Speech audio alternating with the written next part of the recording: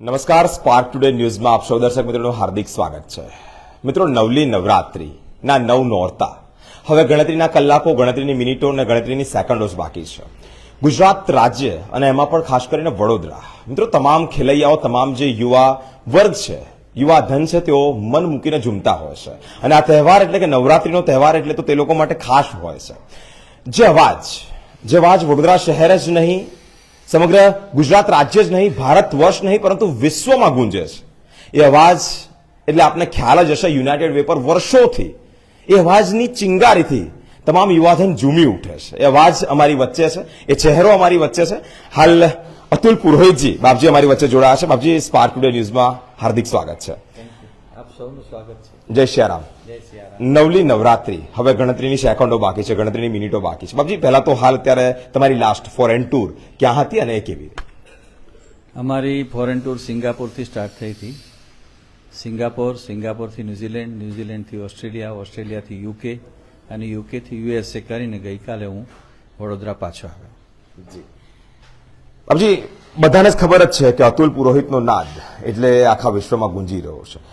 બાપજીની શરૂઆત, આજે થોડી ઘણી બેઝિક વાતો કરવી છે. અતુલ પુરોહિતનું પહેલેથી જ આ એક કોન્સેપ્ટ હતો કે આ લાઈનમાં જવું છે, કે બાપજી કંઈક પ્રોફેશન અલગ હતું અને પર્સનલ લાઈફ અલગ હતી? પ્રોફેશનમાં તો હું જોબ કરતો હતો. કોર્પોરેશનના ઓક્ટ્રોય ખાતામાં મેં 28 વર્ષ જોબ કરી. 1999માં મેં રિઝાઇન કર્યું અને 2000 આ ગરબાની સફર શરૂ થઈ 1982થી મહેસાણા નગર ગરબા ગ્રાઉન્ડથી. અને ત્યાં જ અમારું પહેલું ક્રિએશન તારા વિના શ્યામ એ પહેલી વાર અમે ગાયો, કે જે ગરબો આજ દિન સુધી લોકોના વિશ્વમાં જ્યાં પણ ગુજરાતી હશે એના હૃદય પર એ ગરબો રાજ કરે છે. એટલે મારી સિંગિંગની કેરિયરની વાત કરીએ તો સ્કૂલ ટાઈમથી છે. સ્કૂલમાં હું પ્રાર્થના ગવડાવતો, પછી સાંસ્કૃતિક કાર્યક્રમમાં એ જે હાર્મોનિયમ વગાડતો, મને સ્કૂલ તરફથી હાર્મોનિયમ ભેટ આપવામાં આવે છે, જે આજે પણ હું એ જ હાર્મોનિયમ વગાડું છું. નાનકડું હાર્મોનિયમ છે. એટલે મારી ગરબાની શરૂઆત થઈ 1982 મહેસાણા નગરથી અને 1987માં મા આરકીના ગરબા, કે જે નીતિન સાંડેસરા અને એ બધા મિત્રો ઓર્ગેનાઇઝ કરતા, એમાં 87, 88, 89, 90 4 વર્ષ મેં ગાયું અને 91થી ટીલ ટુડે એટલે 35 વર્ષ થયા. વચમાં કોરોના અને એ બાદ કરીએ તો 30 વર્ષથી કોન્સ્ટન્ટ હું યુનાઇટેડ વે પર ગરબા ગાઉં છું. મિત્રો, એ જે શરૂઆતથી ભેટ મળી અને એ જ ભેટ આજે પોતાની સાથે છે અને એ જ વાજિંત્રોથી સાથે સાથે જે આ સૂર લઈ રહ્યો છે. બાપજી, એ શરૂઆતથી લઈ અને અત્યાર સુધી અતુલ પુરોહિત જ્યારે વિશ્વમાં નામ ગુંજતું હતું, એ સફર તમારી 2-5 વાક્યોમાં કેવી રહી અને હાલ અત્યારે કયા કયા પ્રકારની તૈયારીઓ છે અને તમામ વસ્તુઓ શું કહેવા માંગો? આમ તો ગરબાની સફર મારી, મેં ક્યારેક વિચાર્યું નહોતું કે હું ગરબા ગાયક બનીશ, કારણ કે હું મૂળભૂત ભજનનો જીવ છું. વડોદરાની ગલીએ ગલીએ વગર માઇક્રોફોને અમે ભજન કર્યા છે. રાતના 9 વાગે ચાલુ થાય, સવારના 6 વાગે દૂધની થેલી લઈને ઘરે જવાનું.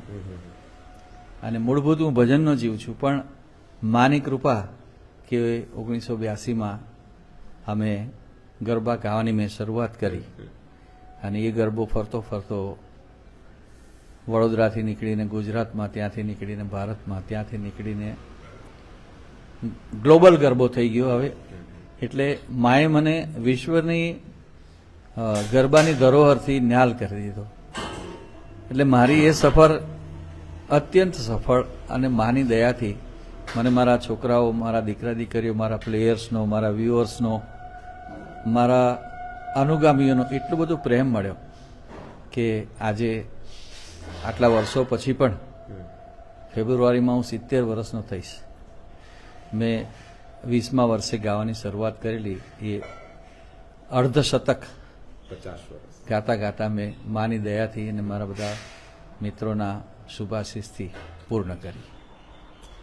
50 વર્ષ કોન્સ્ટન્ટ એન્ડ કન્ટિન્યુ એક જ ફિલ્ડમાં. બાપજીએ જે પ્રમાણે વાત કરી ત્યાં સુધી કે વડોદરા શહેરની નાની નાની શેરીઓથી શરૂ કરી, એ શેરીઓમાં ન કોઈ માઇક્રોફોનની વ્યવસ્થા હતી, ન કોઈ એવી પ્રચલિત થવાની એક ઝંખના હતી, પરંતુ તેમ છતાં સાચા અર્થમાં અંબાની આરાધના કરવી છે, સાચા અર્થમાં અંબાને રાજી કરવા છે. જે પ્રમાણે વાત કરી કે ગ્લોબલ ગરબો શહેરમાં નહીં, રાજ્યમાં નહીં, દેશમાં નહીં, વિશ્વની વાત કરીએ છીએ મિત્રો, એ કોઈ પણ દેશ હોય, અમેરિકા હોય, સાથે યુરોપના કોઈ કન્ટ્રીઝ હોય કે પછી સિંગાપુર, દુબઈ, ક્યાં પણ બાપજી આવે છે એવું નામ સાંભળે તો ગુજરાતીઓની સાથે સાથે અત્યારે તો મને બાપજી એમ લાગી રહ્યું છે કે ફોરેનરો પણ આપના અવાજના ઘણા આવે છે. અમારા અમેરિકાના ગરબામાં, ઓસ્ટ્રેલિયાના ગરબામાં, યુકેના ગરબામાં, કેનેડાના ગરબામાં ફોરેનર્સ પણ આવે છે અને એ લોકો એટલો જ એન્જોય કરે છે. અને મજાની વાત એ છે કે એ લોકો આપણા ટ્રેડિશનલ ડ્રેસ પહેરીને આવે છે. 2 વર્ષ પહેલા કેનેડાના વડાપ્રધાન ટ્રુડો, જસ્ટિન ટ્રુડો, એ પણ આપણો પરંપરાગત પોશાક પહેરીને મારા ગરબામાં આવ્યા હતા અને મારા ગરબામાં ફર્યા હતા. મિત્રો સમજણ પડે છે, વડોદરા શહેરનો એક અવાજ કઈ જગ્યાએ પહોંચ્યો. માં અંબાની આરાધના છે, માં અંબાની સાચા અર્થમાં ભક્તિ છે. જસ્ટિન ટ્રુડો જેઓ કેનેડાના પ્રાઇમ મિનિસ્ટર હતા, તેઓ બાપજીના અવાજે ખેલ્યા, ઝૂમ્યા. સાચા અર્થમાં અહીંયામાં અંબાની ભક્તિ એ 50 વર્ષની એક સફર બાપજીએ પોતાના શબ્દોમાં વર્ણવી. આજથી નવલી નવરાત્રીના નોરતાની શરૂઆત થઈ રહી છે. એ અવાજ ફરી આખા વડોદરા શહેરને ઝુમાવશે. એ વડોદરા શહેર પૂરતું સીમિત નથી. ગુજરાતની અંદર, ભારત દેશની અંદર, અલગ અલગ દેશોમાં બિફોર નવરાત્રી અને આફ્ટર નવરાત્રીના પણ અલગ અલગ પ્રોગ્રામો થાય છે. અત્યારે જસ્ટ હાલ ગઈકાલે કે પરમ દિવસ જ અમેરિકાથી આવ્યા છે. 10 દિવસ અહીંયા છે. પછી બાપજી આપનો આફ્ટર નવરાત્રીનો શું પ્રોગ્રામ છે? આફ્ટર નવરાત્રી હું કેનેડા જઈશ. કેનેડામાં ટોરન્ટો, ઓટાવા, વિનીપેગ, સર્વાના, વેનકુવર, એડમન્ટન, આમ 7 પ્રોગ્રામ છે મારા અને 2 વીકેન્ડ કરીને હું પાછો આવીશ. આજે આપણે જે માની સમક્ષ ઊભા છે એ માનું મંદિર મેં મારી માની કૃપાથી 2009માં આ મંદિરની પ્રાણ પ્રતિષ્ઠા થઈ અને 2 વર્ષ પહેલાં આખું આ નવું મંદિર પૂર્ણ રૂપમાં ફરીથી બનાવવામાં આવ્યું અને અત્યારે આપણે માની સમક્ષ ઊભા રહીને એ માના ગુણગાન ગાવાની વાત કરીએ છીએ. મિત્રો, માની સ્થાપના જે મંદિરથી થઈ અને એ જ મંદિરથી આ શું રેલાયો છે. હવે 10 દિવસની આપણે વાત કરીએ કે 10 દિવસ પ્રમાણે અલગ અલગ બાપજીના ગરબા અલગ અલગ લોન્ચ થતા હોય અને એ ગરબાની લોકોને ઉત્સુકતા પણ બહુ છે. બાપજી, કયો એવો ગરબો છે જે ગરબામાં ઘણી એવી બાપજીને ક્યારેક મહેનત થતી નથી, કારણ કે ગોડ ગિફ્ટેડ છે, માની આશીર્વાદ છે, પરંતુ તેમ છતાં કયા એવા ગરબામાં વધારે પ્રેક્ટિસ માંગી, કયા એવા ગરબાને વધારે લઈ સૂર આપવાનો તમે પ્રયત્ન કર્યો? મારો દરેક સર્જન ને મેં એ જ રીતના એ કરવાનો પ્રયત્ન કર્યો છે કે જેમ એક મા બાપ પોતાના બાળકને ઉછેરે. દરેક ગરબામાં મેં મારું પૂર્ણ ધ્યાન કેન્દ્રિત કર્યું છે. આ 2 વર્ષથી જે નવો ગરબો આપ સાંભળો છો, હું ગોકુળનો ગોવાળિયો, એ પછી આ રાધા ગોરી રે. અત્યારે અમે એક શિવજીનો ગરબો બનાવ્યો છે. રાધા કૃષ્ણના ગરબા તો ખૂબ છે, માના ગરબા ખૂબ છે, પણ શિવજીનો ગરબો, શિવજીની જાનનો ગરબો, શિવજી જાન જોડીને જ્યારે જાય છે એ પ્રસંગનો ગરબો અમે આ વખતે નવો લોન્ચ કર્યો છે. છોકરાઓને ખૂબ ગમ્યો છે અને એટલે મારા ગરબામાં મારા સહયોગી આ ગરબાને જેમને કમ્પોઝ કર્યો એવા આપણા મારી સાથે 96થી એ પણ છે અમદાવાદના રહેવાસી ઇકબાલભાઈ મીર, એમને આ ગરબા લખ્યા, કમ્પોઝ કર્યા અને છોકરાઓના ચરણે મેં ગાઈને ભેટ ધર્યા મારી માના ચરણમાં.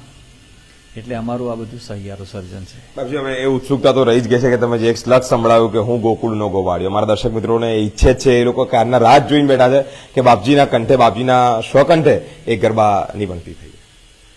હું ગોકુળનો ગોવાળિયો, હે હું ગોકુળનો ગોવાળિયો, તું ગોવાલણ ગોકુળની, હાલને રમીએ રાસ ગોરી, જામી રમઝટ રાસની, એ હું ગોકુળનો ગોવાળિયો. મળીએ છે ગ્રાઉન્ડ ઉપર. અબજી એક છેલ્લો ક્વેશ્ચન. આપણે ગરબાની રમઝટ મચાવી, ખેલૈયાઓ ઝૂમી પણ રહ્યા છે, નાચી પણ રહ્યા છે. ક્યાંક ને ક્યાંક એક ક્વેશ્ચન એવો મનમાં થઈ રહ્યો છે કે વિસરાઈ રહેલી એ પરંપરા, એ સંસ્કૃતિ ઉજાગર કરવા માટે શહેરવાસીઓને, દેશવાસીઓને કયા પ્રકારનો સંદેશો આપવા માંગો છો? કારણ કે શેરી ગરબા થતા ત્યારે 5-5 વાગ્યા સુધી થતા, એ પહેરવેશમાં થતા આજે એ થોડું મહદઅંશે થોડું વિસરાઈ રહ્યું છે. સાચા અર્થમાં એ માની આરાધના કરવી છે, માની ભક્તિ કરવી છે, એ જે સંસ્કૃતિ છે એને ઉજાગર કરવા માટે કયા પ્રકારનો સંદેશો આપવા માંગો છો? મારો તો એક જ બધાને સંદેશ નહીં, મારી વિનંતી છે કે આપણો ગરબો એ આપણી અસ્મિતા છે, આપણા સંસ્કાર છે, આપણું કલ્ચર છે, એને એના સ્વરૂપમાં રહેવા દઈને ગાઈએ. એમાં બોલિવૂડને કોઈ સ્થાન નથી. નો ડાઉટ બોલિવૂડનું સંગીત ઉત્તમ છે, પણ એ આપણા રિજનલ ગરબામાં અશોભનીય છે, કારણ કે એ ગરબાનો જે મૂળ રસ છે એને છેદી નાખે છે, અને બોલિવૂડના સોંગની એન્ટ્રી થતાં જ આપણું મૂળ વિસરાઈ જાય છે. આપણા ગુજરાતી ગરબા સાથે જ આ પ્રકારની ક્રિયા થાય છે. બાકી મરાઠી લાવણીમાં તમે ક્યાંય બીજું કોઈ સંગીત નહીં જુઓ, રાજસ્થાનીમાં કોઈ સંગીત નહીં જુઓ, પંજાબીમાં બીજું કોઈ તમે એન્ટ્રી નહીં જુઓ, બીજા કોઈ સંગીતની. રાજસ્થાનમાં કોઈ પણ પ્રાદેશિક સંગીત છે એની અંદર બોલિવૂડની એન્ટ્રી અવાંછનીય છે. એટલે આપણા ગુજરાતી ભાઈઓને, મારા શ્રોતાઓને, મારા કલાકારોને તમામને વિનંતી છે કે આપણું સત્વ જાળવી રાખો, કારણ કે ગરબો ધીરે ધીરે મરી રહ્યો છે. મારા ખોડિયામાં જીવ છે ત્યાં સુધી હું એને સાચવીશ, પણ મારી સૌને વિનંતી છે કે એનું સુપેરે જતન કરો તો માની ભક્તિ અને શક્તિ સતત મળતા રહેશે. બસ એટલી જ કરબદ્ધ પ્રાર્થના છે, વિનંતી છે. સ્પાર્કને ખૂબ ખૂબ અભિનંદન, સાથે આશીર્વાદ કે મારી સાથે મારા મંદિરે આવીને વાત કરી, ખૂબ વૃદ્ધિ પામે અને ખૂબ ખૂબ આગળ વધે એવી શુભકામના. જય સિયારામ, જય માતાજી. અમે પણ મા અંબાને પ્રાર્થના કરે છે, ભક્તિ સ્વરૂપે હાથ જોડી અને વિનંતી કરે છે કે બાપુજીનું દીર્ઘાયુષ્ય થાય, તેમનું જે સ્વાસ્થ્ય છે તે તંદુરસ્ત રહે, આવા ને આવા અમારા સદીઓ સુધી તમારા જે સૂર છે તે રેલાતા રહે, ક્યારેય એ અવાજને કોઈ અડચણ ના આવે. મિત્રો, હજારો લાખો યુવાધન જેના અવાજે મન મૂકીને ઝૂમે છે, એ માતાજીની શક્તિ છે, એ માતાજીની ભક્તિ છે, એ માતાજીની આરાધના છે. તો એ અવાજને શું થવાનું? બાપજી, તમે છો નહીં, તમે રહેશો જ. અને આ ફિઝિકલી બોડી આપણે ધારણ કર્યું છે, આજે છે, આવતીકાલે નથી, પરંતુ તમારો અવાજ ક્યારે લોકોના દિલમાંથી જાય નહીં. હજારોના દિલમાં રાજ કરતો એ અવાજ આજે સાંભળવા માટે યુનાઇટેડ વે પર અમે આપની સાથે, અમે આપને બતાવતા રહીશું. બાપજી પણ રાહ જોવે છે, બાપજી પણ કાગડોળે રાહ જોઈને બેઠા છે કે આપણે આજે મળીએ.